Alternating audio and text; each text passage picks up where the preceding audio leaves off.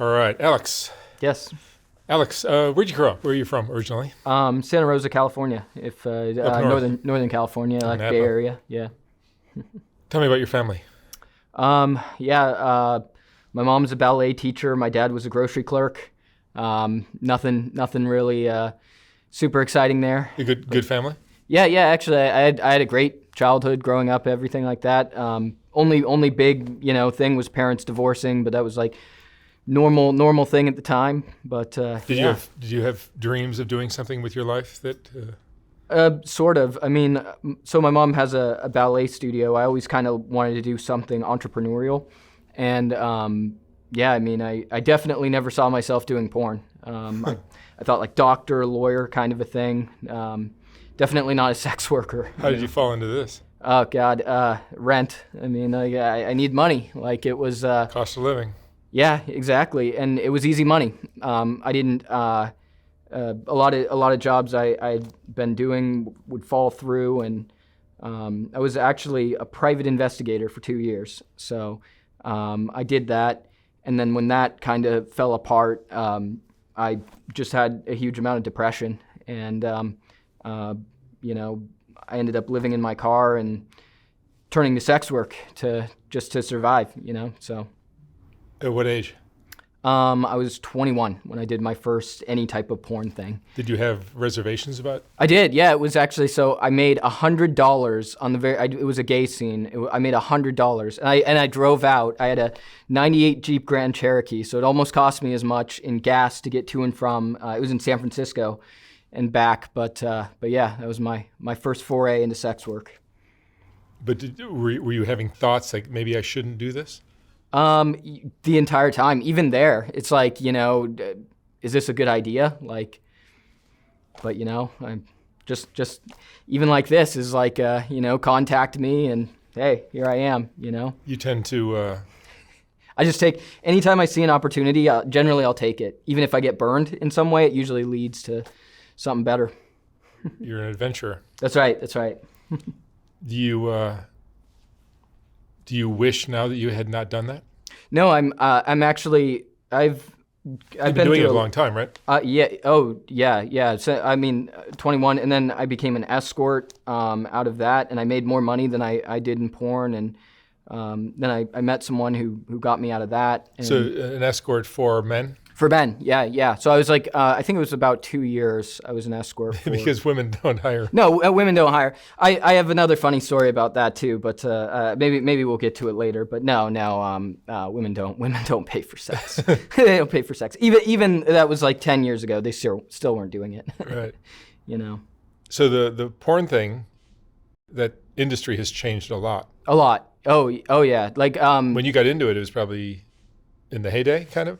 No. I mean, I was in like the decline. You know what I mean? The heyday was the beginning of the internet. Because I had just done a little bit of gay stuff, and then went into escorting. But the heyday was like the early days of the internet. So I would say like 15 years ago, when internet porn was really becoming a huge thing. That was when all the money was to be made. So. Do you make good money, or have you made good money? There was a time when I made good money. Yeah, but I was working 15 to 20 scenes a month. Right now, I have over 700 scenes under my belt. So, but now I work like three scenes a month, and so that just pays the bills and pays for the sports car, and that's about it. Pays rent. Do you find that this line of work impacts your personal life? Not really, to be honest. I'm kind of like agoraphobic. I'm like a huge shut-in anyway. So I don't really associate with a whole lot of people. So there's not really anyone to have it affect. You know what I mean? I'm kind of like an island of my own. So I'm mostly indoors watching videos, watching YouTube things. And this line of work gets you some interactions with women. It does, and probably men too, right? Well, actually, no, not men. It's funny because I would call myself bisexual, but I think the last time I had sex with a man was like 6 years ago. So I mean, a really long time ago. I prefer women, but I also prefer not chasing anybody. So like, And me just in general, I mean, I'm a young looking short guy who's skinny. Like I don't have a whole lot of luck on dating apps or anything. I never have. So in porn, that just takes care of it. If it's like if there's a girl I wanna fuck, and she's with an agent, I contact them. I get them approved with the company I shoot for, and have them come to me, and I get paid. Everyone on the internet gets to see it. Like, yeah, it's awesome. Is some of your appeal in that industry because you look like a young boy who's not necessarily, I'm not exact. When you think porn star, you don't think a guy like me. Yeah. No, totally. You're like a regular guy who just right, exactly. happens to be with a bunch of beautiful women. You're totally right. And I think I was really lucky when I came in at 28 into the mainstream straight side to come in at that period, because the young guy look was in. The young guy with older MILF was like the standard. And so I got in through that, and now I'm in production, and I just shoot POV. So no one even sees my face most of the time, for like the last 2 years, I don't think I've been like in front of a camera. Like, this is the first time I'm even in front of a camera. So for 2 years. Do you enjoy usually this? It's just POV. What? Do you enjoy this? I do. I love it. It's great. It's so much fun. And I have my own studio at my house. I'll show you pictures after this. And so I have like my computer set up, and then I have my set right off to my right. So when I shoot a scene, the girl comes over, and I film POV, so I'm holding the camera, and it's easy. Super easy. OnlyFans has probably impacted that industry a lot. Yeah, on the mainstream side, we're in a pretty steep decline, I'd say, for the last like 2 years. But it was really the industry was kind of divided from before COVID and then after COVID. Because once COVID hit and everyone was staying indoors and doing OnlyFans for work, or just for fun to survive, or whatever, it ended up there's just an insane amount of porn right now, and a deluge of just content every day. And so the companies that I shoot for in Los Angeles and the studios, they shoot less and less, because there's just so much porn. And like the size of the pie might be a little bit bigger than it was a couple of years ago, but it's spread along 100 times more people than after COVID. So the thing I'll say is, it's like, I feel like being in the mainstream porn industry, that like I was a taxi driver and Uber just came into town. That's how it kind of feels. So now I'm competing with hobbyists or people who already have money, who are just doing it for fun. And they don't care if they... It seems like it's such a popular thing for people to do. You would think porn would be something that only the craziest or the bravest of the brave would get into, but it seems like so many people are into it. No, you're totally right, and that's why I liked it. I like being edgy. I like being on the outskirts. I liked being crazy, but no. Now it's like, I think because mainstream has just made it cool. I mean, you have like the singers, which I don't know any of them, but the ones who were strippers, everyone knows who I'm talking about. The ones who are strippers and used to be sex workers, and now they're singing, and it's so cool. And then you have shows like Euphoria, and yeah, I mean, it's just made it. It's made it so that, like, I'm sure, like, back when you started doing YouTube, that was like the cool thing to do at the moment. And you had everyone rushing in to do it. Everyone wanted to be a YouTuber. Now everyone wants to do porn. Everyone wants to shoot content. Like, so it's it makes it a little harder to make money in the industry as well. Yeah, the world is changing quickly. Yep. So, and then not to mention AI and stuff like that. Like, I'm worried about change that. Again. Yeah, exactly. Because it's like, how is that going to go? I mean, there's only so many ways. Like you can really fuck. So like when you think about like training an AI on like the insane amounts of content that's out there, I do worry that there's not going to be just a thing where you write it in and then they render it. So and you'll be obsolete. Obsolete entirely. Yeah, I said I used to tell people that I think the camera I use now is the second to last camera I'm ever going to shoot porn on, and now I worry it's the last camera I'm going to shoot porn on. So what would you do if this kind of just dried up? To be honest, like, because it's only been like the past 2 months where I've actually felt like I need to look for something else. Because I've been hearing it from the girls too. There's just less and less work, and everyone's kind of worried right now. It feels like in the mainstream side there's a big depression, and I mean, I thought like crime scene cleanup. Because that's something that you make good money at, and through being in porn, I've kind of lost my sense of smell. So, that's I think something I can do. What are the hazards of that lifestyle, of that career? Of scenes? Well, it's funny because like a lot of people will think about anal porn and stuff like that, and like. That's a hole where shit comes out of, and like you got to clean it well. And even when it's cleaned well, like I'll challenge anyone who's watching this, unedited, like to watch an anal scene and watch how many cuts there are. Because anytime there's a cut, something happened and they had to clean up, and then they go right back into it. So it's all very sanitized. The porn you watch is very sanitized. If you do it at home, it's a lot more messy. But the industry is pretty safe, right? I mean, there's no diseases that anyone's catching? There are diseases. Are there? Chlamydia and gonorrhea are the two main ones. But you take antibiotics, you take time off for a week, and then you retest. And if you don't have it, you can get back to work. But I would say, our testing protocols are pretty strict. We test once every 14 days, and then we have oral swab and anal swab. And then we get tested for MGen, which is a new test we had to do within the industry. And every 14 days, that's $230 that we have to spend. But even with that, you still have outbreaks of chlamydia and gonorrhea. And you could imagine if you work with someone who's late on a test when you're early on a test, it could be like 4 or 5 days before you start having symptoms, and you could have, you just shot a bunch of scenes, like with a bunch of people who are now shooting on other sets, and it spreads crazy, Are there other downsides to it? Does being intimate with a partner, has it just become common? Yeah, I would say sex does feel like work now. And anytime I have sex, it's almost like it feels weird not to be making money doing it.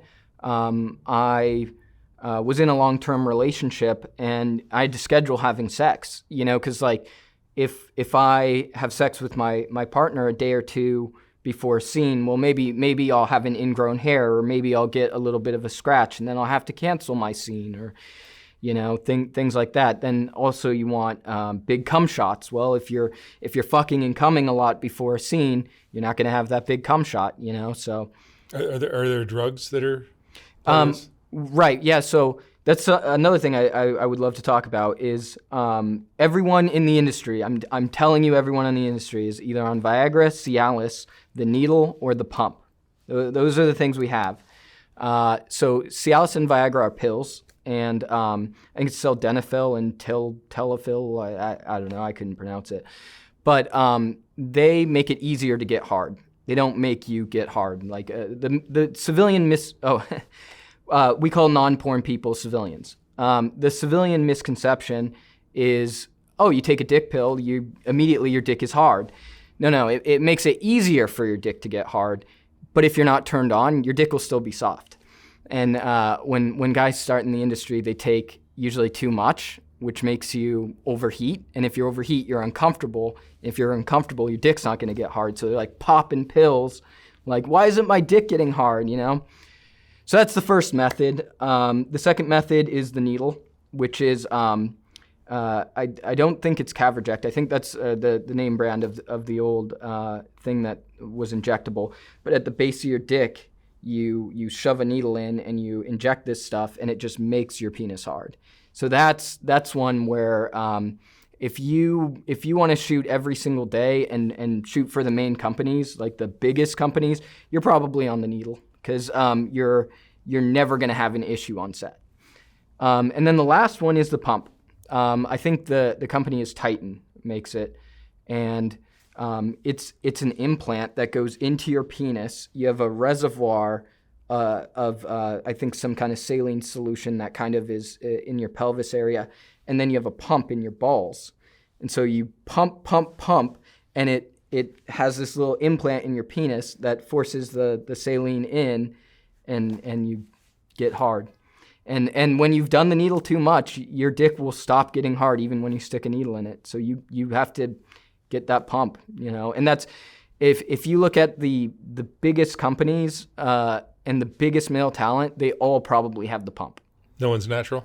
There's no such thing as natural in porn. No, there's too much money riding on it. You think about like locations and the other people on set. If a scene doesn't get shot, nobody gets paid.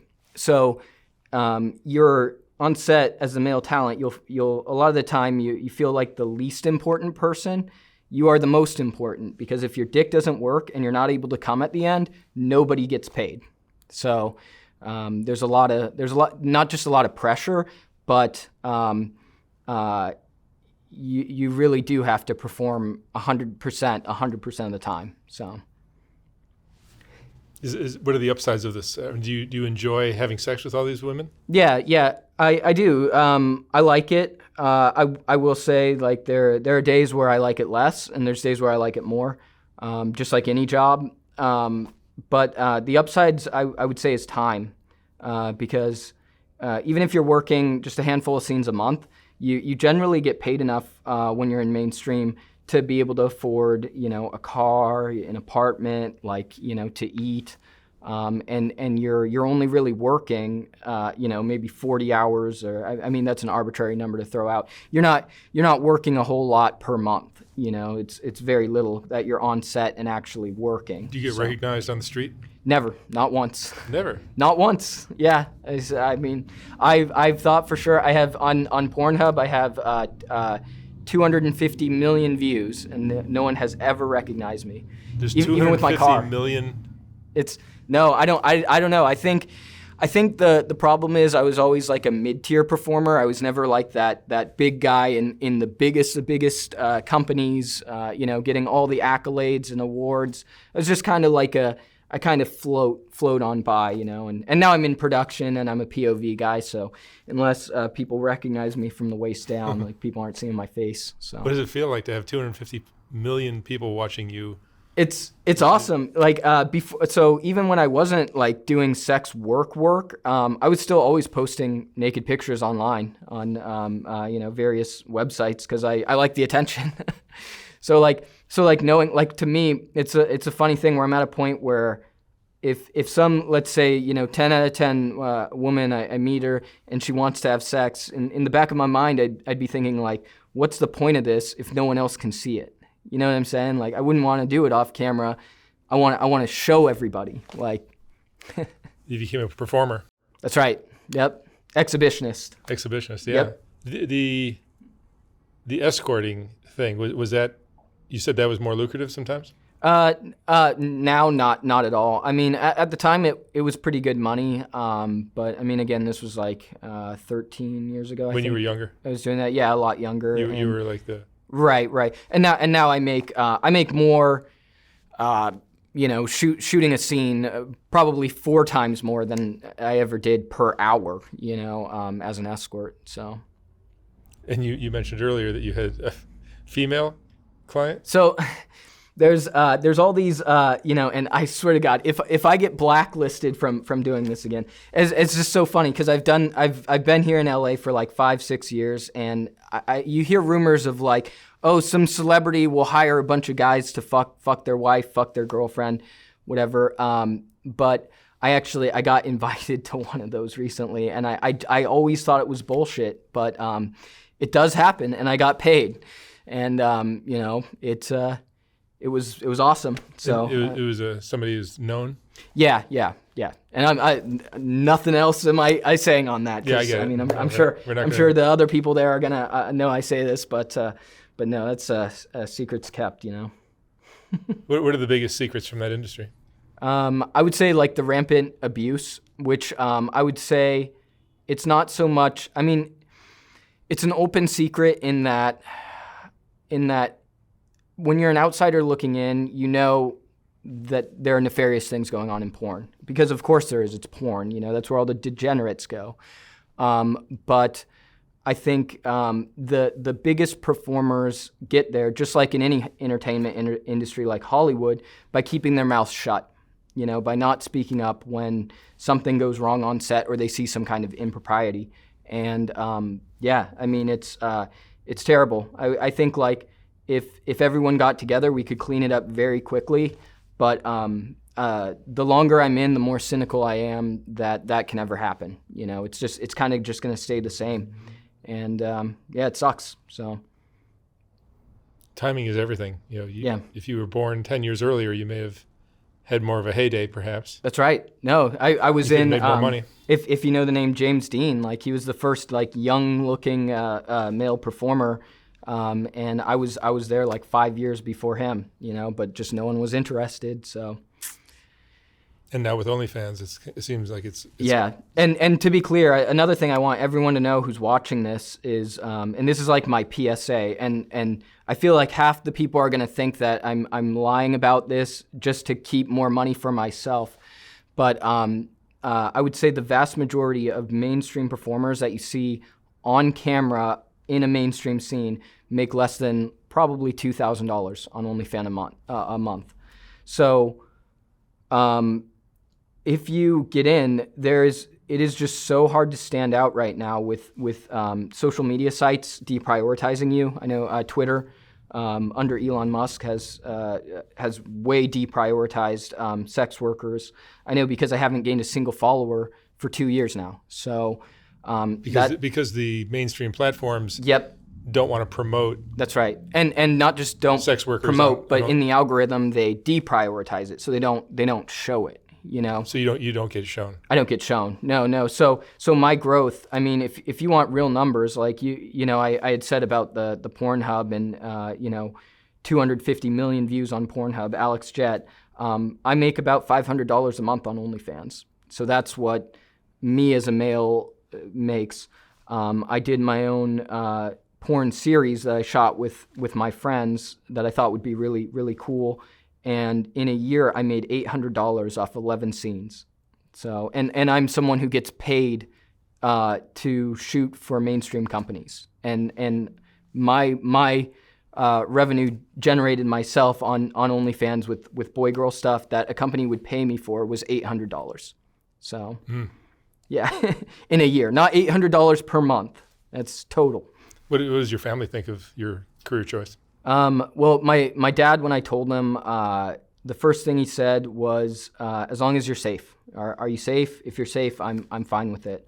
And I think when I ended up buying my car, that's when everyone kind of knew that, like, okay, this is something that isn't just like a thing to do for fun that is going to go away or I'm going to be on a decline or something like that. Like I'm actually in a secure industry, Do you ever wish you had not done it? No, not once. I'm so happy. I'm very happy I did this. I'm happy I did everything. Even the mistakes I've made in my career, or in my life. I mean, I'm happy with because it led me to here, and I'm really happy. How have you changed as a man from maybe who you were before you started doing porn and now? Yeah, I think this happens kind of just to everyone. Is you get confidence. You know what I mean? Like confidence of. I think it was like George Carlin said that it's not just about doing something and doing it well. It's also getting that pat on the back and that acknowledgement from other people that, hey, see that work you did over there? You did a really good job. Keep it up. And every time I've moved up within the industry or shot for another company, I always get that. And even if there are times where I'm wondering, like we were talking about earlier, like where is porn gonna go? But knowing that I have like people saying I do a good job and the hundreds of millions of people looking at it, I think that's led me to be a much more confident person. It's probably helped you with your confidence with women too. Oh yeah, with anyone. I actually, it's funny because I say much more than if you were a civilian. Oh yeah. Oh, 100%. Yeah. No. As a civilian, I was terrible with women. I couldn't even have a conversation with them. But now it's like you realize, like, as a man who's in the industry, who has had as much sex as I have, you realize that women are just like anyone else. You just talk to them like normal. You know what I mean? You don't have to have horny brain all the time. If you're just normal and you have a normal conversation, they like that, because that's what you're supposed to do. Like, you guys are just there to make money. That's right. Yep, exactly. And so now I don't have that sex drive anymore, because it's like my work. So I just I'm able to put that aside and just be normal. Does that help you in relationships? Well, I dated a performer. That was my long-term relationship. But I would say, yeah. It's probably difficult to date somebody who's you can't date a civilian. I mean, it's there are performers who date civilians, but I mean, me as a male talent, I know I can never date a civilian. It's just not going to happen. Like a guy could be okay or fetishize his girlfriend or girl fucking somebody, but no girl, no woman wants to have a guy who kisses her on the lips right before going to work and fucks the shit out of some girl. So what's your biggest fear now?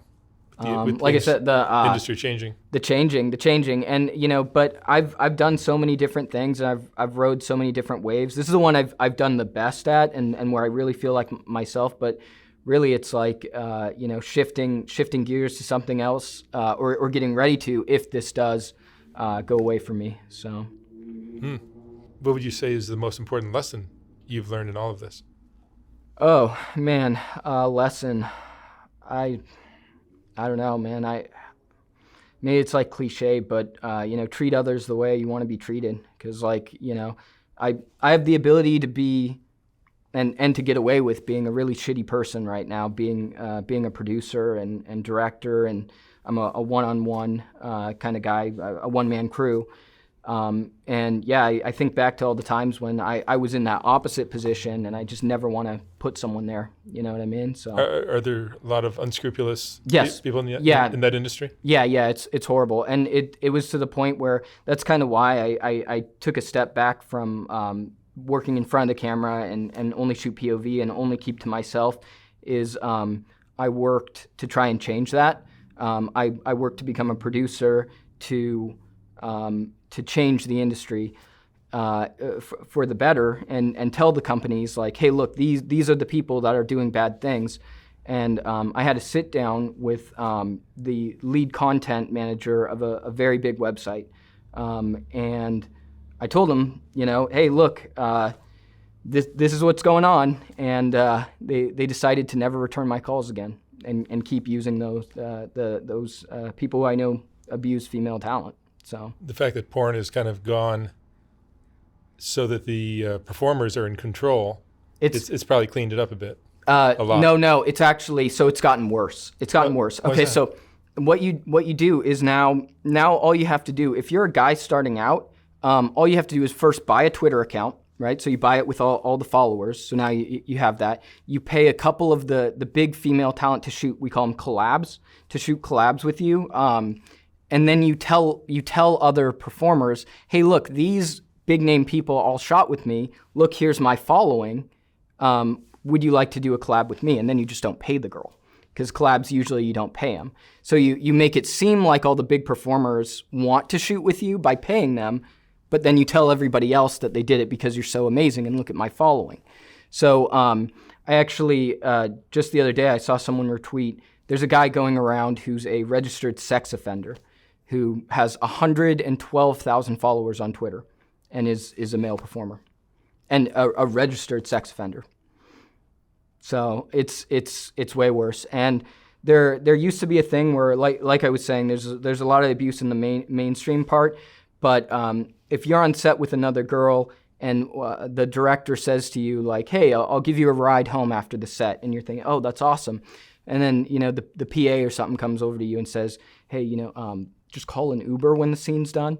Don't let him drive you home. Like, you don't have that anymore, And if you're just starting out and a guy with 100,000 followers hits you up and says, hey, you want to do a collab? You'll make all this money.